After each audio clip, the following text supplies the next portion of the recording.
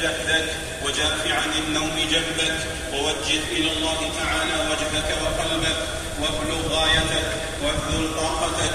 عن عائشة رضي الله عنها قالت: كان رسول الله صلى الله عليه وسلم يجتهد في العشر ما لا يجتهد في غيرها، أخرجه مسلم. وعنها رضي الله عنها قالت: كان رسول الله صلى الله عليه وسلم إذا دخلت العشر شد مئزره وأحيا ليله وأيقظ أهله، متفق عليه. فقوموا في هذه الأسحار على أقدام الانكسار وأكثروا الاعتذار والاستغفار، فربكم يحب أن يرى عبده بين يديه منكسرا وإليه مفتقرا ومن ذنوبه معتذرا. فأظهروا الاستكانة والتذلل بين يديه والفاقة والمسكنة إليه، وارجوا فضله ورحمته بأقوالكم وأفعالكم.